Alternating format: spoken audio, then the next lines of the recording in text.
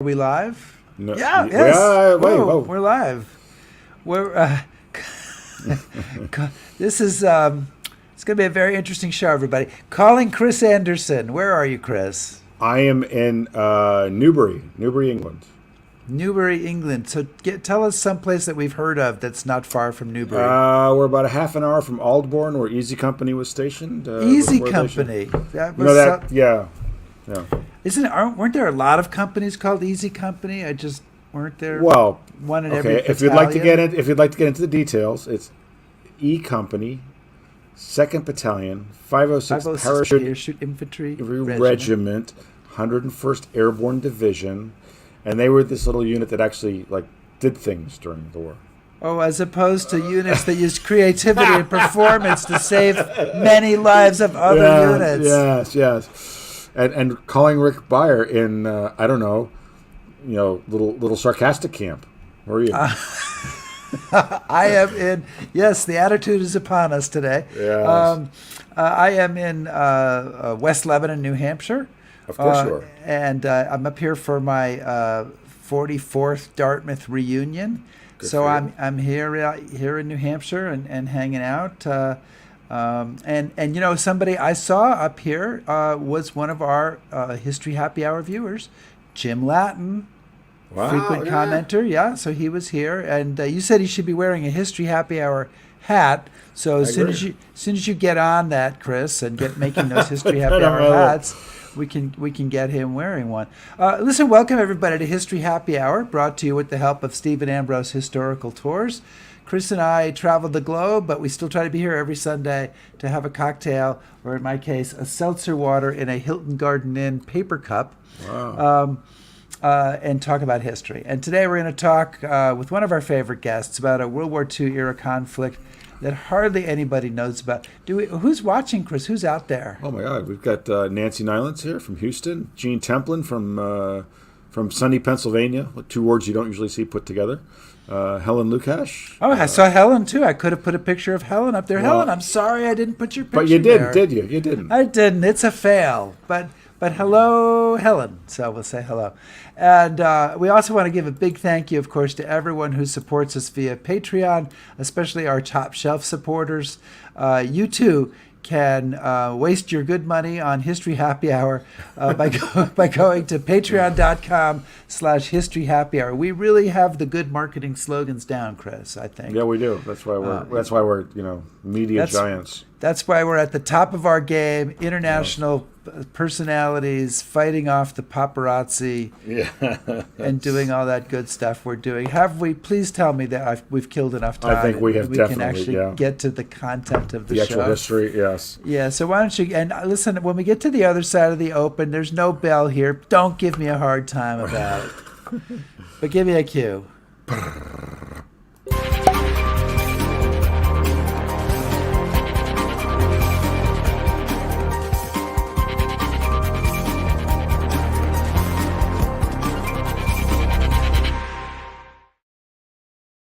Ding. Bing. Okay, I guess that'll work. The bar is open. So, full disclosure, we were going to talk about Watergate today in honor of the 50th anniversary of the Watergate break-in, which was Friday, was the 50th anniversary, but our guest couldn't make it, so we have completely switched gears and gone, into another direction, into something, instead of something everybody's heard of, something almost nobody's heard of. So it's going to be a show of discovery. In August 1939, as Hitler prepared to launch his panzers against Poland, the Soviet Union launched kind of the final offensive of a border conflict against the Japanese army. And this is a kind of a battle and part of a series of battles that's not very well remembered in the West, Chris, but they exert a significant impact on World War II. So it's sort of like the pre-war, the prelude to World War II. And our guest today, David Murphy, is making his 4th appearance on History Happy Hour. He definitely needs a hat. He asked for a retainer before we started the show. So silly boy. Yeah, we did agree to pay him equal salaries with what we pay ourselves. So we solved that way. But he is saving our butts by showing up today on short notice to talk about a topic which he's writing a book about, but it hasn't even been published yet. So he's, think of the sacrifice that David is doing here. So when his book comes out a year from now, I do expect everyone to buy it. So we'll be talking about that when his book comes out. And he is a lecturer in military history and strategic studies at Maynooth University in Ireland. David Murphy, fourth time on History Happy Hour. Welcome. Thank you for having me, gentlemen. Even if it's this seems to be the cursed program, is it? This is the King Tutankhamun. We'll all be dead by midnight, kind of like. Right. Well, we've had already. If you can survive this, David, then the next one, it'll be like, warm breezes and sunshine. So, Chris, I say that to myself every day. If I can survive today, tomorrow it's all uphill. It's all, We are still, we still don't have somebody who's made 5 appearances on the show yet. But David, you're right in the running there with Joe Balkowski. One of you guys will be our first 5-time guest. Okay. Just depends on how much you pay us. So you've given me something to live for now. I'm absolutely sure. When I think of 1939, I think of Stalin making his infamous deal with Hitler. I think of Hitler getting ready to invade Poland, but there's already a conflict that's been going on for a while on the far side of Russia that involves not only Russia and Japan, but apparently a couple of other armies as well. And I'm guessing that most folks probably don't know a great deal about this.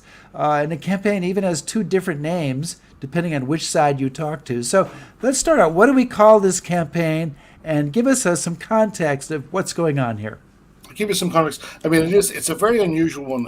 I got into it because I was looking at, I've talked on the show before about the Finland episode, which is late 39, so the Winter War in Finland. And it in that kind of same phase, you see the Red Army, the Soviet Army getting involved in campaigns that are running up towards World War II as we know it, but they just disappear into that historical background. I mean, we've got September 39, we've got basically a world war on our hands, so we're moving in that direction. So all this lesser stuff gets pushed into the background. But Khalkhin Gol is interesting. It's Khalkhin Gol. It's like a Manassas Bull Run kind of deal. Okay, if you are the Russians, it is named after a local town which is Khalkhin Gol. If you are the Japanese, it is Nomonhan, and Nomonhan is what appears. There's very, very little literature on this. There's a couple of. This is the doorstopper. Nomonhan by. I'll bring that into the camera, David. There we go. That is by Alvin Cooks. That's a 1990s book, and he takes the Nomonhan title because he was working mostly from Japanese files, Japanese records, up until the fall of the Iron Curtain. Basically, the Russian end of this story was closed to us. So there was, if histories did appear, it was from the Japanese perspective. From the 90s onwards, I mean, there were a couple of very interesting research papers, developed in Fort Carlisle and Fort Leavenworth by U.S. Army officers on basically on the course or on staffs down there, who were essentially looking at what the Russian methodologies were. Because the Russians are trying out their mechanized warfare in an area where they can actually use it. So it goes quite successful to them. To look at the big context, Mongolia, I mean, if you do some research on Mongolia even today, it is the largest landlocked country in the world. It is there. How can one describe it? It is kind of, you travel so far into Russia, then it's sandwiched between Russia. There we go. There's a map. It's sandwiched between Russia, Mongolia. Then we've got there's kind of like there's China, there's Korea, and further out you've got the Japanese Empire. That's a kind of like a 1939 map. But you can see where it is. The population of Mongolia today is less than 4 million, and it is the size of Turkey. Okay, Jeez. So it is a massive country, very little population, wide open spaces. Now, why is that an area of contention? That is actually, there's a long backstory here, and anyone who saw Vladimir Putin's kind of like speech there in February will be aware that the Russians have a long sense of history. But this goes all the way back to the Convention of Peking in 1860, where that line is drawn up between, say, Russian sphere of influence and China and emerging Japan, So there's a line drawn down kind of through Mongolia. There's post World War One. We've a Japanese intervention in the area. It is also an area of operations in the Russo-Japanese War, 1905, 1906. So there's a long back history there. And what we see emerging in the mid 1930s, you've got Russia, and then further to the east of Russia, there's a Mongolian People's Republic, which essentially is a Soviet satellite. Okay, and then you've got another Mongolian state called Manchukuo, which is it's Japanese occupied. It is a Japanese puppet state, and then you've got Japan waging its war against China, and basically, in Manchuria, in that area, and they start pushing up against each other. There's a border dispute on the map. The border kind of like runs about 10 miles to the east of a particular river. Okay, and the Japanese reckon that the borderline should be on the river. Okay, so they start pushing into what is Mongolian People Republic territory, or effectively Soviet territory. They start pushing into that. There's a series of border incidents that the Soviets obviously push back. In the summer of 1938, they take some high ground in and around an area called Lake Khasan. There's a confrontation there as well, and that essentially that bubbles out into a peace treaty. Excuse me. But the Japanese, in the summer of 1939, the Japanese are feeling very confident, and they decide, we're actually going to push this out now. We're going to push up to the river, take that territory, and essentially see what happens. Okay, so that is the point of confrontation, is in around that demarcation line, in around the town of Khalkhin Gol, very small town. Does that make sense? Good start. Yeah. Okay. So David, one of the things that I'd be curious to know a little bit more about is something about the opposing forces. Is this the Japanese army and the Red Army that we would recognize later once World War II starts, or are these kind of different formations when they lock horns? No, this is pretty much, on the Japanese side, it's Imperial Japanese Army. The particular army group responsible for that area is the Kwantung Army. Okay, and it's considered to be one of the more professional and more competent and also well-equipped Japanese army groups, the Kwantung Army. In terms of the immediate force in the area is the 23rd Japanese Division. Okay, and we have the commanders here. Basically, within the Japanese command group, you can see people who have long experience going all the way back maybe 20 years previously. Okay, the senior commanders, the colonels and the generals. And then you also have some junior commanders coming in here who will have a significant career in World War II. So this is very much at a point where you're seeing a jump off here for people who will be involved in the Pacific campaign from 41 onwards. Equally, when you flick over to the Russian side, it is essentially the 57th Special Corps. Okay, 57th Special Corps, which is brought together initially under Grigory Stern, and then Georgy Zhukov is appointed as the commander of that formation. And Zhukov, as we know, is a commander that will actually have a major impact in World War II. He's the Russian commander who will eventually bring the Red Army into Berlin.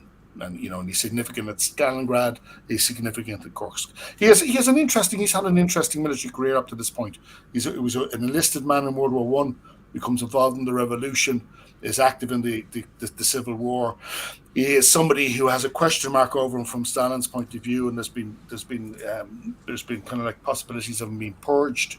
Okay, but he has not been purged, and he's there, and he will go on to do great things. The Japanese commander there is a man, Komatsubara. And he's different command styles here as well. Komatsubara seems to be quite a gentlemanly, soft-spoken kind of man. He doesn't give orders, he gives suggestions, this kind of stuff. So in that kind of interface, you see two totally different command styles in terms of the leading personalities and also how their actual command staffs operate. But yes, the simple answer to this is, in terms of commanders and troops, there are people here you will see will have significant careers either in Europe on the Russian side or on the other side in the Pacific theater. Okay. Numbers-wise, I can give you numbers-wise. The Japanese forces in around 20,000 for this campaign. And there's an interesting. They look, and this kind of like has impacts to other aspects of the campaign. They look at the Russian position, and they recognize that the nearest railhead to the Russians is a 600-kilometer round trip away. Okay, and they do some metrics on this, and they reckon that 20,000 in their army is enough, that the Russians are not going to be able to bring in extra people to kind of get critical mass against them. But the final Russian forces in that area are about 70,000. Okay. So this is a large engagement. This is not. Yeah, and when you crunch some of the other numbers, I mean, the Russians will eventually. I'd say this is crucial. I mean, the logistics or the logs issue is crucial in all this, in terms that they look at this, and the Japanese have all these quite sophisticated metrics, and they're based on their Lake Khasan experiences and on earlier performances of the Russian army, and they say they won't be able to bring in people, and they won't be able to bring in materiel, they won't be able to bring in more artillery, whatever. So we're okay. Kwantung and army can deal with this. But Zhukov really galvanizes the whole logistics effort, has 24-hour cycles of guys in trucks. The Russians have significantly more road transport. And they're basically running all night, bringing up people, bringing up artillery, bringing up tanks. So eventually they will have more men. They will have about 500 tanks. To the Japanese have less than 100, and also quality, in terms of quality, the Russian tanks are better. Russian tanks are better. They're equal in artillery terms. They're in around equal. But a lot of the later Russian cannons brought in have a greater range, and the Russians can also bring in fantastical amounts of ammunition to actually fire against them. I mean, some of the Japanese guns are reduced to, they can fire for maybe 10, 12 rounds a day. And the Russians are throwing out these fantastical, multi-thousand round artillery batteries, just this crazy stuff. And then also the Russians have a significant edge in terms of aircraft. But it all comes down to that single logs hub. Japanese look at it, say, this is safe. It's not gonna be a runner for the Russians, but it is. No, bad planning. So my understanding here is, and let's just put it right out there, I'm not super knowledgeable about this because I'm going to read your book, but you haven't published it yet, so that's put me at a disadvantage. I've not written it yet, buddy.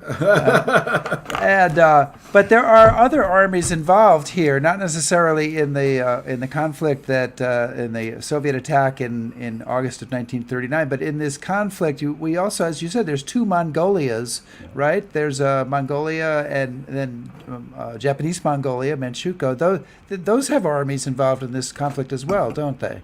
They do. I mean, there's the army of Manchukuo, which is basically the Japanese vassal state. So they have troops involved in this. They're equipped with Japanese equipment, so they will have some kind of not only small arms and artillery, but some of their armor and armored car units will be Japanese supplied. And then the Mongolian People's Republic Army will have a significant force. And what you see, and that side, the Soviet side as well, they're equipped with Russian equipment, particularly Russian armored cars, which they make very good use of. What you see in the early phases, when this actually kind of like breaks out, is that the initial contests are usually between the two Mongolian forces, and then the Japanese and the Soviets are sucked in. Okay, the Soviets do an assessment of this, and they realize that this is going to become very serious. So they decide they're going to back the Mongolian People's Republic to the hilt. They start pouring troops in. But the initial phases, they are Mongolian troops with increasing numbers of being backed up either with Japanese or Soviets. So David, would you say that I've read a lot about the Pacific. I lead our tour in the Pacific, and one of the things that I find when I look at the Japanese is they often have what they would like to have happen as their plan, but they don't really have a plan. They don't, it seems very kind of wish-based instead of reality-based. Do they have a clear set of goals in mind when they're advancing through here, or are they just kind of knocking on the door and let's hope for the best, or what's their aim here? Well, I think when you look from the top down, there's an interesting kind of like their command structure is quite fractured in terms of the messaging that's coming from Tokyo. Pretty much throughout this period is to kind of, can we de-escalate this and can we shut this down? Right. And that comes to the headquarters, Kwantung Army, and they kind of interpret it differently. That we'll keep in the game. And then even some of the junior, more formation commanders, the Japanese, are even more aggressive again. It plays part of this, and in the wider strategic picture for the Japanese at this time. Bear in mind they're in a war with China since 1931, Right. and the messaging again from Tokyo is we're kind of quite heavily engaged in Manchuria. Can we just keep this area contained and quiet? But the guys keep upping the ante and pushing on in. When you look at it on the map, there's no, apart from if you're in the business of gaining territory, and square miles, great. This is great. But if you look at it on the map, there's nothing there. That's what I don't understand. Yeah. And you can push in. You can have success, and you can push in and keep on pushing into that area of Mongolia. But there's nothing there. The only benefit it has is to be tweaking Russia's nose, and if the Russians perform bad, showing them up badly, maybe capturing some of their equipment, and have an effective kind of like counter morale boost for your troops. But strategically, there's nothing there. Well, and the kind of a reverse question here from one of our viewers, Wally Morrison, who wants to know, did the Russians have any sense of caution or their own sense of getting even, trying to tweak the Japanese because of the disaster of the 1904-1905 Japanese-Russia war? Yeah, I think there's definitely a sense of, the Russia-Japanese war has a long shadow. And then bear in mind, and that kind of like, the Allied intervention force that goes into Russia in 1918, 1919, Japanese troops land at Vladivostok. They push into Russia there again. So there's a deep sense of grievance. So the idea of pushing them out, from the strategic goal from the Russian side is actually a bit more realistic, because the Japanese Manchukuo, Japanese Mongolia is smaller territory. So you could actually conceivably push them out of that and unify all of Mongolia. You could, as a Soviet Republic, you could actually conceivably do this. But yeah, I think very much wanting to test the Japanese and hopefully show them up, which they do eventually in a very Russian style. Very Russian style. Okay. So, I don't want to get too far afield, and if this takes us there, kind of reel me back in. But speaking of the Kuomintang Army, these guys seem to be a real loose cannon in terms of Japanese foreign policy. They seem to have their own agenda. Why do you think that they're given such a free rein? They kind of, they do things which mess up Japanese foreign policy, and then they got a slap on the wrist, but then they kind of keep doing it. Why do you think that there's not more of an effort to sort of rein these guys in? I suppose, you're looking at the officer group who are probably most difficult to handle are probably some of the best operators in the Japanese army at the time. If you do some kind of Soviet purge on them, you really are losing some of your best people. I think there's also a huge advantage for them, kind of like the distance they are operating from Tokyo, and messages are coming through, and they're deciding to. You see some of the messaging that comes through is actually reasonably vague.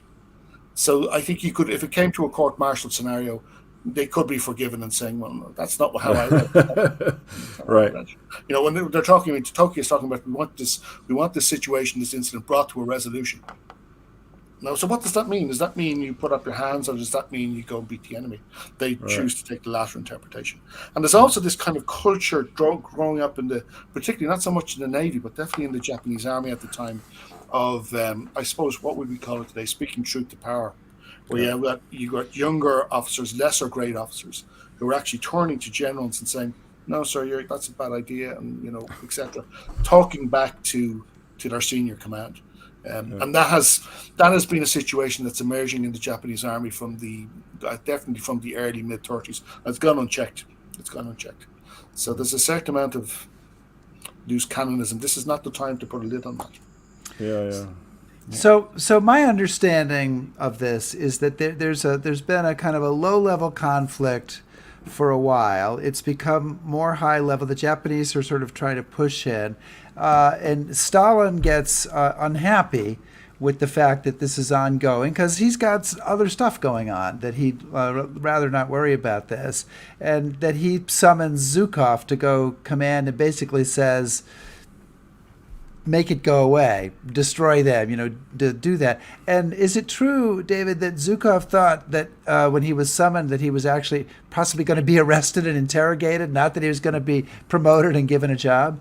Yeah, I think that seems to be true. That seems to be everyone's experience in that period this is the height of the purges. This is when if you get a telegram telling you to come to Moscow, it's not a good deal. It's not. It's not a holiday weekend or something. Yeah, it's not kind of like come out to the Dasher. We'll have a few drinks, have a few laughs. It's not that kind of. And people like Chukhachevsky, like Mikhail Chukhachevsky, who we've talked about before in this program. One of our leading strategists is invited to Moscow for a meeting and ends up court-martialed and dead. So yeah, he's expecting the worst. And if you look at Zhukov's papers, there's it's not a farewell letter, but there's definitely a semi-farewell letter written to his wife around this time. That he's going, he doesn't know what's going to happen, and he's going. And he gets the job. It has been, this has been happening now for, since the mid-1930s. That old phrase that we have of the campaigning season, that sometime in along the Mongolian border, sometime around April and May, you would start getting these cavalry patrols clashing. It's escalated quite seriously in 1938, and now it seems to be happening again.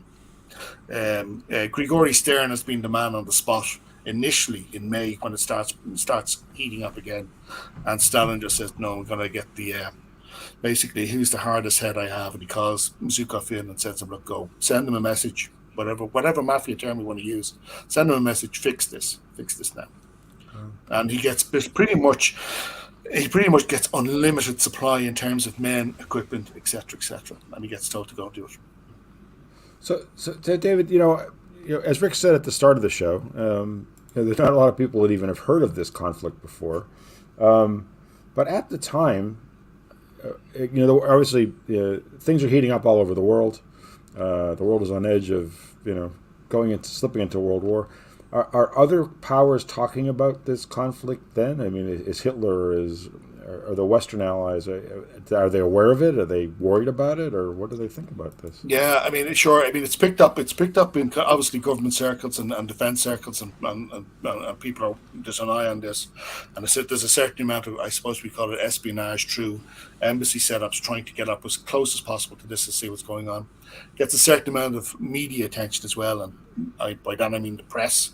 And I think there's a bit of Pathé News footage on this as well. But so it's the summer of 39, and we know what the world is like then. It's tense all over the world. And bear in mind that since, I think it's 36, the Germans and the Japanese have had a defense pact. Right. So people standing back and taking the macro view of this are saying, what is it about to begin here? Is Russia about to be squeezed between Germany and Japan? Which is partly the reason the Japanese are feeling so confident. Yes, there's going to be a big squeeze on here. Is this beginning of, a push into the Pacific? Just what's actually going to happen? It gets a lot of world attention. But then that's all in the kind of like the longer process as we look across Europe and the kind of like the Czechoslovakian deal and the Munich crisis, and where it's just all bad. We're just moving towards that kind of like that Polish scenario in September of 39. So this fight also has a pretty significant air war that is part of it. And Russia's got the advantage in that, but this is something else that is kind of presaging some of what's going to happen in later in World War II, isn't it? It is. You've got the photograph Polikarpov there on the left, the Russian Polikarpov, and the Japanese fighters. The one that is termed, I think it's the K-27. It's known in kind of like it's given the designation later on as the Nate. I think that's the Nate fighter. So there's huge interest in this. The Russians have some serious numbers there in terms of aircraft. The Japanese, not quite so much. They have about, I'd say, they probably have about 60% of what they're around 400 aircraft, and the Russians have about 900 to 1,000. So that's the kind of like ratio. But the two fighters on screen there were considered at that time as being cutting edge, top tier fighters. Okay, now obviously that is going to be turned on its head in 1940, 1941. It'll be very quickly revealed that they're both actually obsolescent fighters at this stage. But there's a huge interest amongst the general public, but also defense staffs looking at this. We've had a certain amount of air operations in the Spanish Civil War, but not on this scale. Not two modern armies, modern states, basically pitching in their air forces to battle each other. So people are looking at it in terms of the equipment, what's working, what's not working, fighter strategies, bombing strategies. There's a certain amount of bombing that takes place in this as well. regulated only really by the fact there's so little to bomb.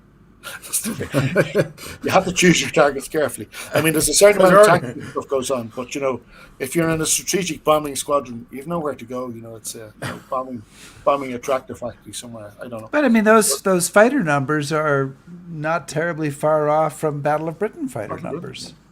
And some people, like on both sides, both Japanese sides and the Soviet side, they create their aces. They create their first round of aces. And you got people like clocking up 30, 40, 50 kills. And they will go forward. Generally speaking, what you're looking at on the Russian side, these are all people who will disappear in 1941 when the Luftwaffe arrives on the scene. They don't really survive that initial phase because the plane is outdated and also, they're just overwhelmed. But some of the Japanese cases, the Japanese fighter pilots are still in action all the way up to 44, 45. There's a couple of guys who actually survived the war and will go on to become, kind of like leading officers in the revived Japanese air defense after World War II.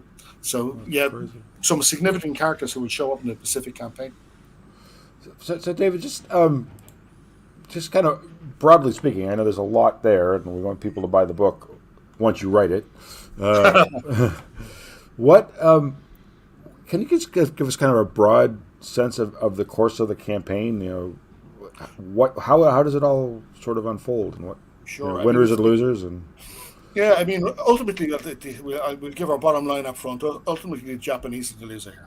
Okay, and they have to, various reasons they're running out of steam in August of 1939, and we'll talk about and then the political backdrop as well pushes them into a settlement.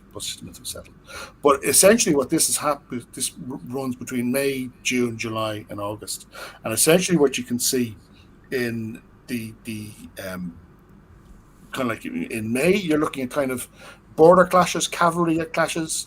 You're looking at kind of like armored cars attacking each other, usually along the Khalkhin Gol River, and no serious outcome. It's pretty much a stalemate. They're playing off against each other. June, July, and particularly in July, the Japanese decide that the other side's soft, and they put in some major offensives. Okay, and they put in a major offensive just after Zhukov arrives, and that's an interesting affair, because essentially what happens is they cross the river, they put up a couple of pontoon bridges. They're limited in what they can get across in terms of their own tanks and their own heavy stuff. Zhukov basically counter moves with his armored brigades, and he puts those in. He essentially sacrifices them to stop the Japanese assault. Loses heavily in tank numbers. He puts them forward without proper infantry support.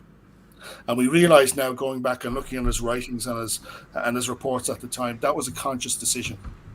Okay, he just looks at it and he said, I'm going to commit these guys. I can't get in the infantry back up, quick enough, etc.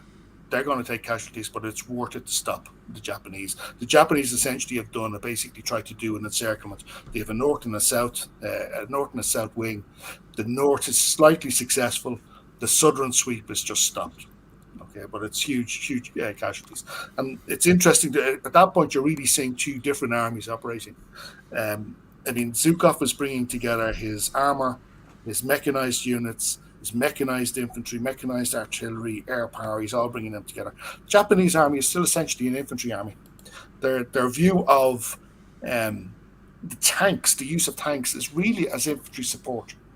Okay, and that's a crucial split in the two kind of like philosophies here, so to speak, on the battlefield. The Soviets are running for moving towards modern armored warfare.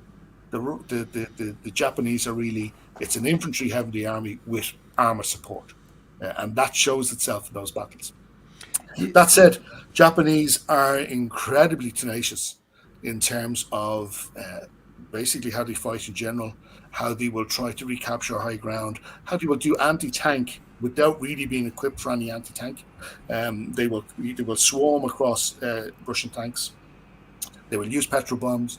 They will lever open hatches and throw in hand grenades. And that is a casualty. That's a great image. That's a great image. But that kind of idea where your group of infantry decide to take out a tank, old style, so to speak, it's casualty heavy, but you have success in this. I mean, at the end of the day, the Russians lose something like, I think it's almost 300 tanks. It's 250 tanks, and then more kind of like armored cars on top of that as well. So they suffer heavily. So that's kind of like, so that's the Japanese attack, really kind of like June, July. And what happens then is that the Russians bring up, and this is the very Russian style, they bring up a lot of artillery, and most artillery is long range stuff. Okay, that the Japanese do not have the range to respond to. They bring up fantastic amounts of ammunition, and they pulverize Japanese lines for a number of weeks. And then Zhukov launches basically, I have a map of it there if you can bring it up. It's a double envelopment. He describes it afterward after that ancient the Roman Carthaginian battle. He says, I fought a Cannae battle. He's done the double loop. And essentially he crushes the 22nd or the 23rd Japanese Infantry Division. And it's all over. Essentially it's all over. And that's enough. Well, so there's a couple of $64,000 questions here, and the first one I'll ask in a broad way: are there lessons learned in this fighting, either good ones or bad ones, that impact either side involved in the fighting in the war? Yes, I mean, let's take it from the Russian side. The Russians do a lessons learned on this, and they reckon they have a metric here for modern armored warfare. Okay, air support and everything like that, blitzkrieg kind of thing. Everything you do with your air power to start with, artillery support, armored and mech. They reckon they have it nailed. But the downside to all this is, then it's the same Red Army. It's just different groups of the Red Army go to war against Finland in basically November, a few months later, and they come to grief because the terrain is different. The opposition is different. The climate is different. So having got very, very confident, the Russians get extremely confident after this. And this is one of the reasons that the short circuit their planning cycle for Finland. Stalin is very, very confident. And he basically just says, look, obviously, if we can beat the Japanese army over at Khalkhin Gol, we can easily take on the Finns. Go. We have it sorted. And it's not quite that easy. Okay, what we discover in that phase is that the Red Army is not all the same. Not all Red Army generals are the same. Not all conscripts have been trained to the same level. Okay, and not everybody's following the doctrine as it should be. And then throw in the terrain of Finland and the terrain of Mongolia. Slightly different. So there's a false optimism there amongst the Red Army. On the Japanese side, they go through a serious kind of like cycle after this of reflecting of what's actually happened. Okay, what's actually happened to them. And I think the key thing about this is the strategic shift in, following this and various other events around this. We could talk through them if you want, but the Japanese focus has been kind of predominantly China, Russia, the idea of pushing westwards across and putting Russia under pressure. After this, they decide to totally refocus on what they call Strike Force South. So it's going to be the Pacific. And that plays to their strengths. It doesn't require an armored doctrine, really. It requires good infantrymen, and they have got good, resilient infantrymen who can exist and fight in jungles and survive and so on and so forth. So they go through a lessons learned as well, but in the context of where they have decided to actually operate for the next few years, they get the advantages out of this, you could argue. Yeah. Does that make sense, Rick? Yeah. Well, I want to pick up on that because it's interesting. If you look at both armies, of course, as soon as the big war, quote unquote, starts, the performance of the Red Army is pretty abysmal. Yeah. And the performance of the Japanese army is pretty outstanding. And it's just interesting that those outcomes are sort of reversed on what we're talking about here. Yeah. I mean, on the Russian side, you're looking at, they're trying to fight armored warfare, but for various things, it's not going well for them. And in the West, when they feel Barbarossa and Blitzkrieg, they're playing against an enemy that's at the top of its game. Really, it is at the top of its game, and they suffer badly. Whereas, to a certain extent, what the Japanese engage in, kind of as they push into the Pacific, is really an infantryman's battle. It's an infantry army. It suits that kind of environment. Right. And there's bigger strategic stuff. I mean, as the battle is reaching its point of culmination, so to speak, in August, and the Japanese are suffering badly. The big surprise for them is that all of a sudden it's announced that we have the Molotov-Ribbentrop Pact. That Germany. So the big strategic sense, they've been kind of like operating, thinking we have a German ally. We're going to squish Russia between the two of us. And then all of a sudden, they read in the newspapers, and they really do read in the newspapers, that the Russians and the Germans have now signed a non-aggression pact because they have another plan to basically cut up Europe between themselves. So that takes the heat out of the Japanese operation hugely. They're being challenged on the ground.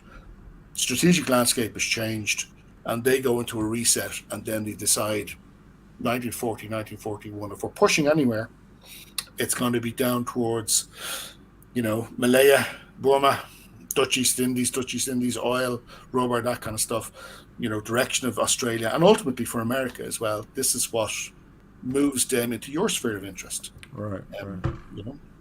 That you just logically thinking in that kind of like that new kind of like strategic mindset, the big contender that they have to now worry about is the US.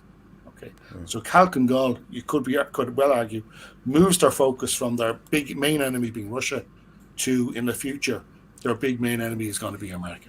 But you've got to wonder, though. I mean, if they get defeated by the Russians, why aren't they saying, okay, well, if the Russians have industrial might and tanks and all these other things, maybe going after the United States is going to be an even worse situation.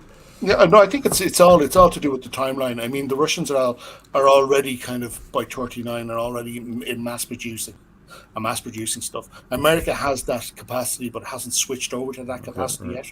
So I think it's the ultimate strategic gamble, isn't it? Right. If you don't pull this off within 2 years, you're screwed. Game over. And that's what happens. I mean, ultimately, that's what happens.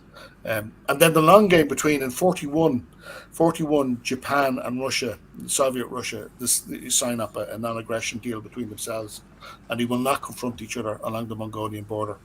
And they actually don't go to war until August of 45, after the bomb has been dropped in Hiroshima, etc.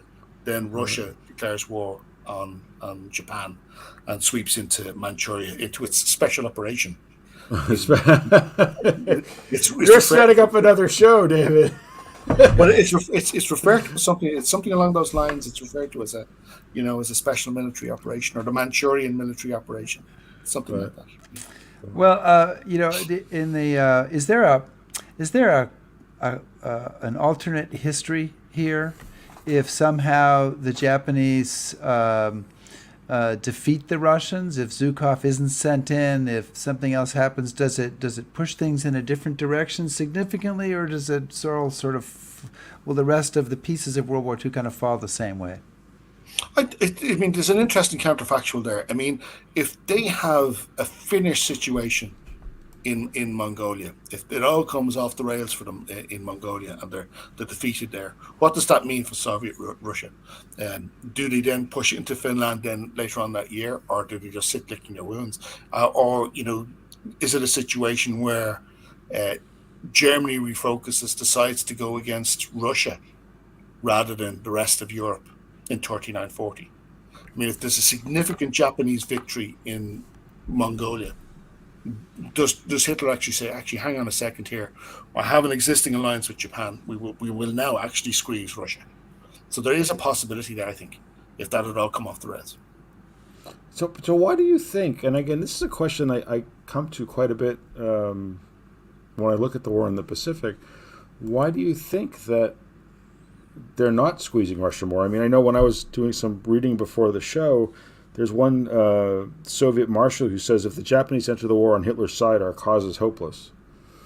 Why don't you think there's more kind of coordination between the Germans and the Japanese? Because I think, obviously, it would have benefited both Axis powers and both of their...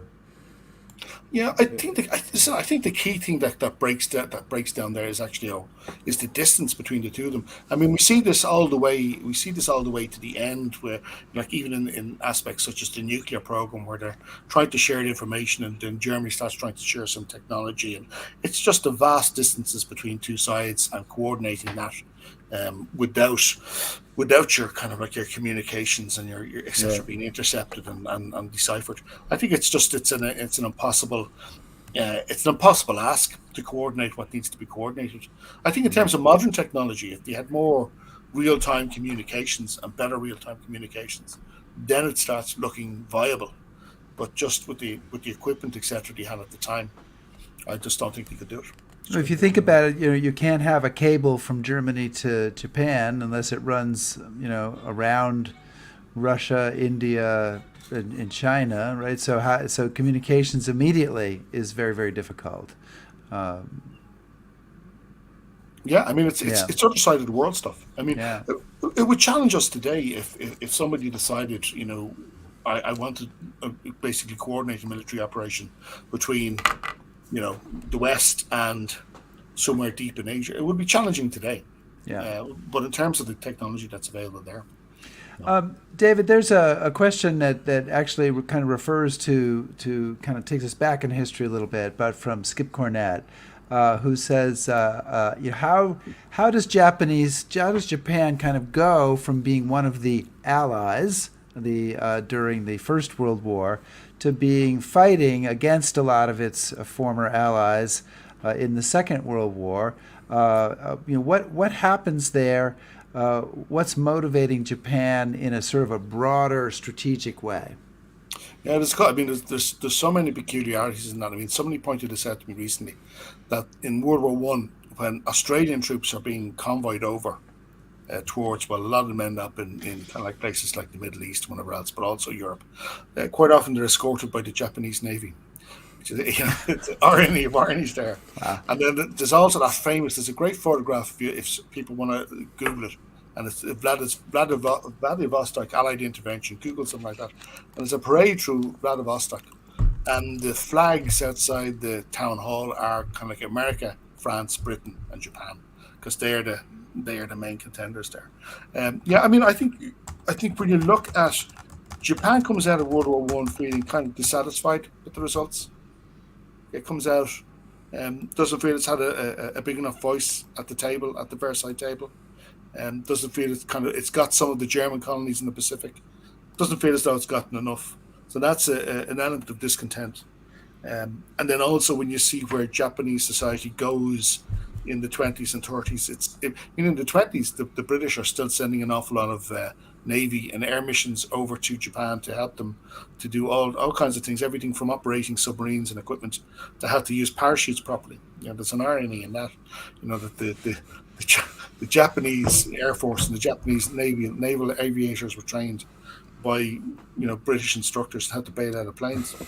That they wish they'd cut that program.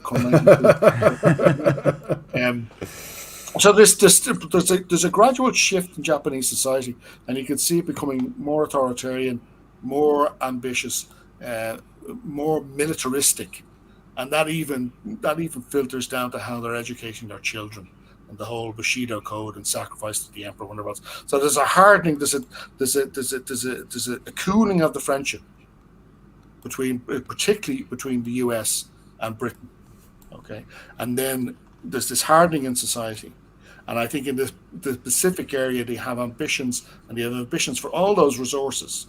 They look at all these empires, the British, the French, the Dutch, and they see... Oh, did we lose him? He's frozen. Oh. David, are you still there? We lost... Yep. We lost the very end of what you said. The last sentence. Okay, the last... No, I was just thinking, I mean, I think in that kind of... Okay. We thought the show was cursed, but then we got through 45 minutes without the curse, and then suddenly... We're just going to... Tutankhamun, as rare as it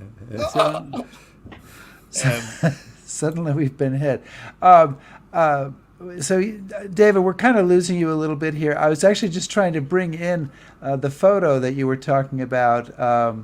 and I think I can find it here if you hang on one second. Don't blow it up. I know, really. What happens if I can't make it go? I don't know. But the photo of the Japanese marching in Vladivostok. There we go. And there you go. And all the flag. There's the rising sun. And then what are all the U.S. flag, the whole schmear there. Yeah, you got the Japanese flag. The next one along is the British flag, but it's the British Navy flag. Okay, which shows their contingent there. France and America. There you go. The big four players in Vladivostok. And it all changes in 20 years after that. But I think if you're looking at that, I mean, and it sounds very Machiavellian, but if you think you're looking at the 20s and 30s, French Empire is very visibly tottering. British Empire as well, the Dutch, kind of like are tottering. So if you're Japan, your big problem in the Pacific is America. It really is America, and you've got a limited timeline to snaffle up as much resources as you can and basically subdue America before America industrial capacity kicks in and you're screwed. I think that's the basic metric there. Yeah. So David, one of the things that I also found interesting when I was kind of doing some background reading on this is, this front or this theater doesn't go away, and troops are still left there. So, looking at the kind of the course of World War II as it goes on, what sort of importance does this have? I mean, the armies are still facing each other. Do both sides send guys to hang out in Mongolia while the war's being fought, or is you've got troops posted there. Is that a good or bad thing if you're a Japanese or a Russian soldier? If you spend the years between 1941 and 45, on the Mongolian or Manchurian front, I might take that. I might take that posting if the alternative is Stalingrad. Yeah. I mean, it is. You could argue that all both sides are doing are tying up people that they could do with elsewhere. Okay, right. But neither of them can afford to stand back because both sides are afraid that if I decided to start detaching troops from this and sending them to the Pacific or sending them to Stalingrad, then my opposition will decide to front up on this. And it does become quite a very short, but very hectic area of activity then right at the end of World War II. July, August 45, the Japanese were essentially pushed out of Manchuria. And then on the far side of that, we have a full Mongolia. We have a Mongolia without Japanese influence, but it is part of the USSR, so it gets its entirety back, but as a satellite state of the USSR. We've talked about this on a previous show, but it turns out that Russia is involved in a war these days. Oddly enough. And I wonder if there are any lessons from this conflict that you think we might apply to the situation in Ukraine as we look at it, which may not be lessons we want to face. But is there anything there that strikes you? I think that there's two key ones I would actually say. I mean, and the first one is simply this, and I'm not being flippant here, but the Russian long sense of history and grievance. And quite often, I mean, Putin has manifested this over Ukraine, but we've seen it even say Chechnya. Chechnya was a situation that they got into in the 19th century. So that is it's pre-Russian Federation, it's pre-USSR, it's Romanov dynasty stuff, and they seem to stay obsessed with these legacy issues centuries later and regimes later. So they seem to kind of hold the grudge, despite the fact that the regime has changed several times. They still find themselves at these locations, and I don't think that you can break their attention away from these places very easily. So I think that long sense of history and grievance spliced together. I think the other one, and we see this manifested now, that the Russian people have an incredible ability to endure suffering and inflict it. Okay, there's literally, once they open the ball, there seems to be no bottom that they will go to in terms of their own casualties that will make them call stop. You look at what we're at guesstimations in terms of numbers of what's happening in Ukraine. Any other Western nation would have sought a peace process out of this by now, and they're still on it. Some of the stuff that's been inflicted on Ukrainians, you mean any other country would pause and think very carefully about itself at this stage, not the Russians. So inflicting and enduring suffering, there seems to be limitless capacity there. That's a very cheerful way to end our Well, yes, and on that cheerful note, David Murphy, thank you so much for joining us today for your 4th History Happy Hour. The check is in the mail, and we hope to have you back on soon, but probably not next week or the week after. We promise. We promise. We'll give you. This buys you at least 3 weeks of immunity from History Happy Hour. And I want to add that David's book about the Khalkhin Gol is coming out in 2023. We absolutely promise to promote the living heck out of it when it does as our payoff. I mean our gratitude for your appearance today. But David, thank you so much for joining us. Thanks, David. Really appreciate it. It was excellent. Thank you. Keep safe. Thank you. You too, my friend. Thank you. Okay, so we've burned another 55 minutes. That will never. It was very interesting. I thought some of those lessons are a little scary, right? I mean, you apply to today and say, Russia's answer is usually to double down and send in the new Gregory Zhukov and a new set of artillery and new million shells. And so what's the lesson in all this? Pay attention in history class. That's exactly right. Although they didn't teach any of this in any history class I was that's true. So pay attention to the parts of history that you usually somehow get ignored.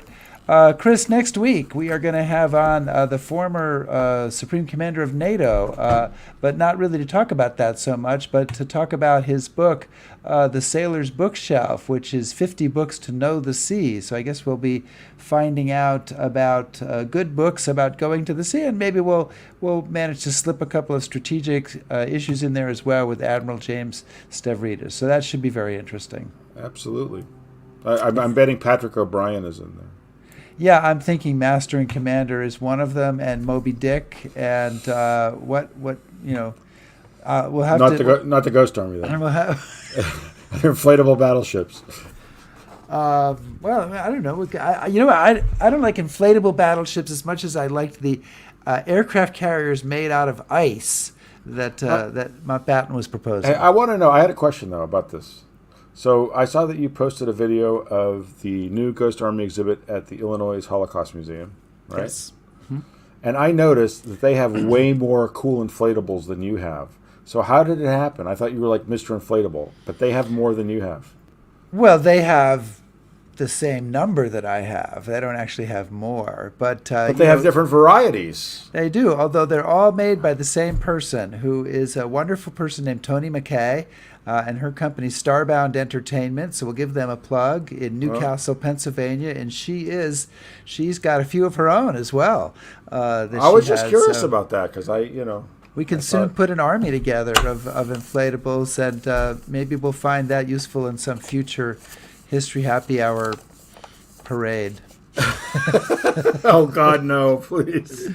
Anyway, thank you, Chris. Great show today. And thank you again to David Murphy. And everybody, thank you very much for joining us. We're so glad you did. And we will see you next week. Thanks, everybody. Stay safe.